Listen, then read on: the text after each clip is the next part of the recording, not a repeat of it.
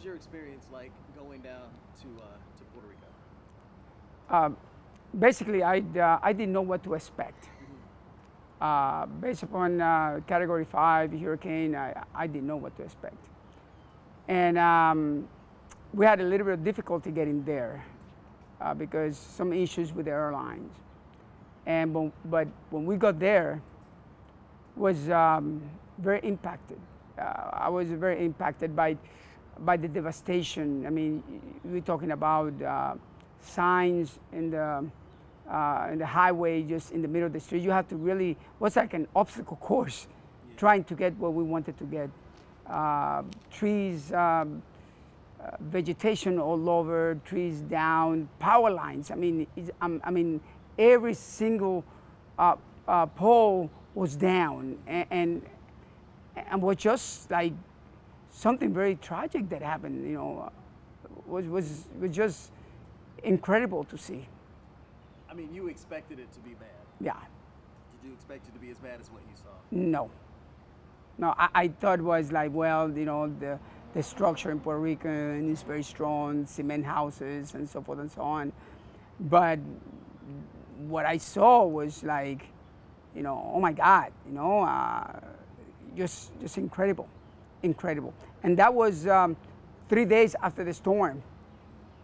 And things started getting better as the local government started cleaning up, you know, the debris, and you know, crews were trying to restore power, but when then I saw, like, you know, lines to get gas for 2-3 miles.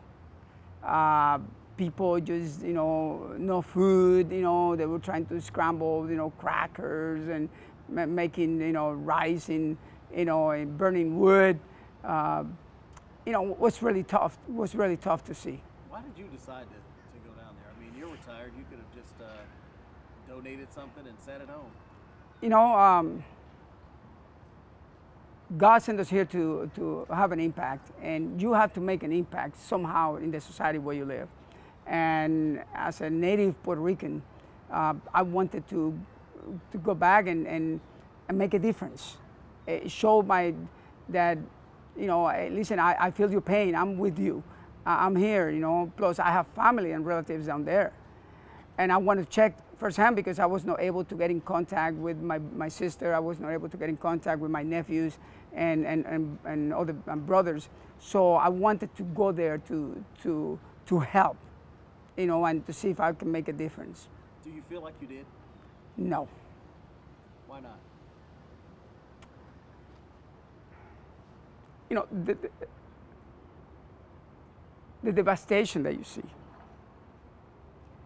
And when you see people scrambling to get something to eat, when you see people with no medical attention, you see sick babies, when you see like the desperation on the faces of people, and you are not able to provide and to assist. For me, a military officer that is used to results, I felt like I felt short because I was not able to provide the need at that moment. And not only that, so I decided to come back.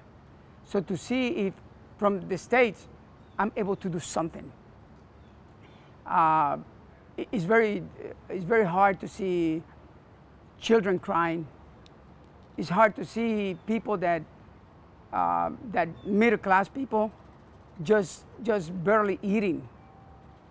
I mean, it's hard to go to a hospital and the hospital director telling you, listen, I have you know, a page of, I have 20 pages of medical supplies that I need right now in order to attend.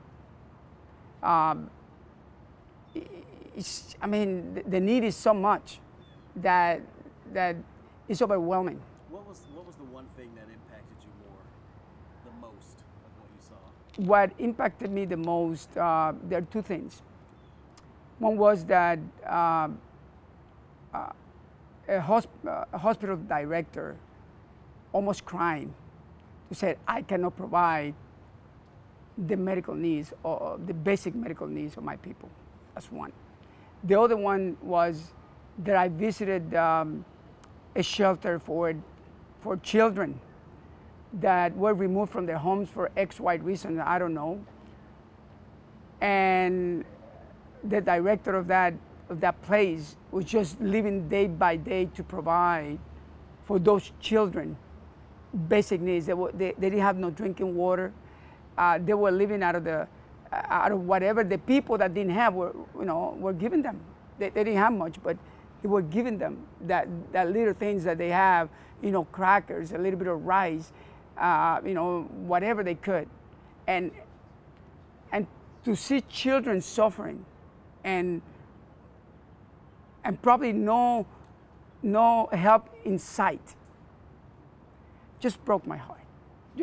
I don't know, I just broke my heart.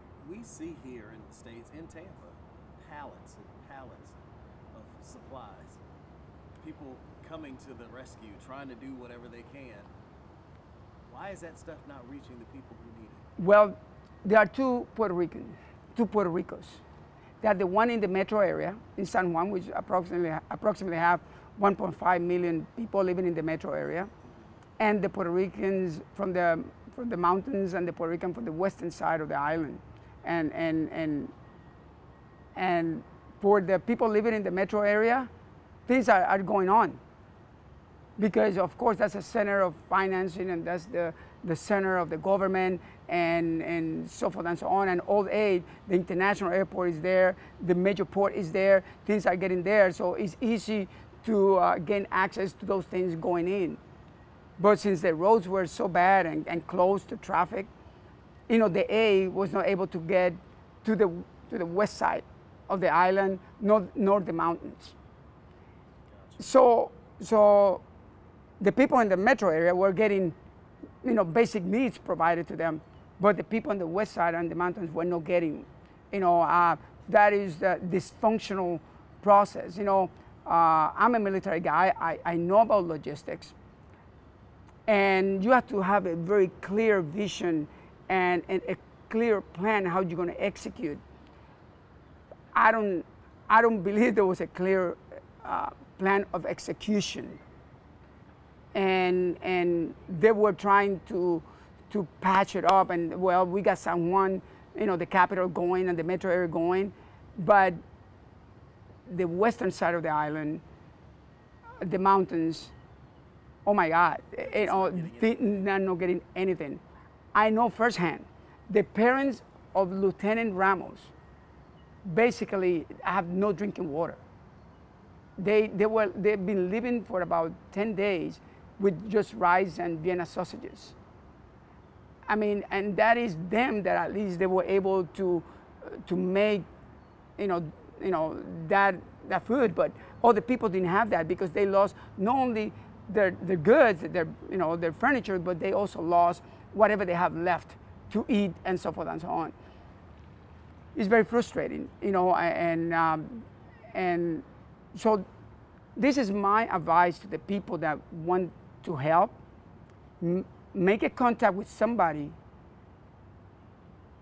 that will deliver the aid and ensure that that person give it to the people that they need it. Do not make believe that the government will do the right thing by them. You just have to be there and ensure this aid get to the people that need it the most. For example, there's a big airport in the western side of the island, both in Maya West and in Aguadilla.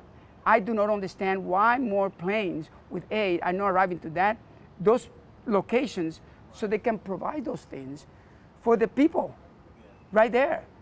And I'm pretty sure, the local leaders, the churches, will do the right thing by the people, and distribute it approximately.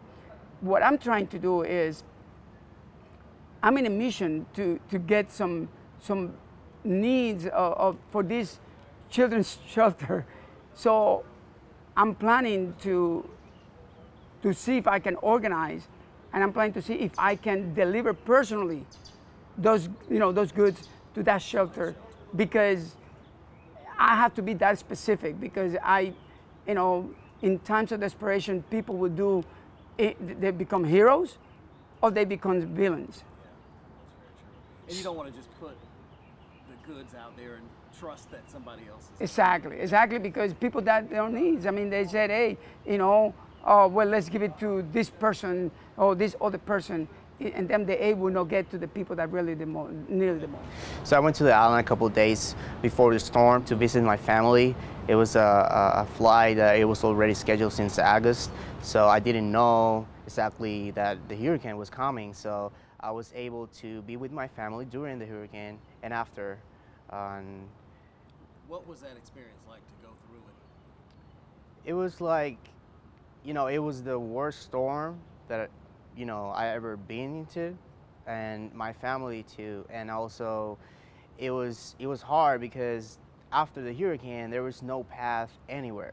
So you see all the neighbors cutting and making the path because there's nobody out there to help nobody. So just the neighbors was like helping everybody and trying to get, you know, everywhere, just trying to get to their families. Yeah, and there's a lot. I mean, communication just cut off. Did you guys really feel cut off from the rest of the world? Yes, literally, with no power, no water, no signal. It was tough. It was tough because there was no people couldn't get cash. There was no stores available the days after the storm, and it was tough. You have to raise, you know, do the right thing for your family. Right. You know, you live here in Tampa. Yes. How difficult was the decision to come back? So it was hard because it was I stay in Puerto Rico physically helping my family, or I can come to the States, to Tampa Bay Area, and try to get some help to my family. So I had to make that decision because in Puerto Rico I was stuck. I was not able to do enough. So coming to Tampa, I think I can find some help for my family and my friends that are down there that the help is not getting to them. What have you been able to do so far? So I was with my family, you know, just trying to get gas, trying to get food, because there's a couple supermarkets open, so you have to do like 3-hour line, and then my dad is disabled, so I was like, I do the line for them, you know. I can spend 4 hours standing up doing a line for them, and the same for the gas, the same for to get a little bit like money from the ATM, and the banks were closed, so I was able to get a couple few bucks from my account to give money to my family so we can buy food for I don't know for how long, because the food is getting to the supermarkets, but then the money is running out. So I don't know what's going to happen when the money is running out, and then yes, the supermarket's going to be able to sell the people, but what happened to people that don't have jobs? So how are they going to get money? And the people that has like government help, money help, so how they can get those funds to buy food? You know, Gosh, it just seems like such a dire situation that people don't get. The things we take for granted, just walking up to an ATM and getting cash to go to the grocery store. I saw a line of about 100 people at Western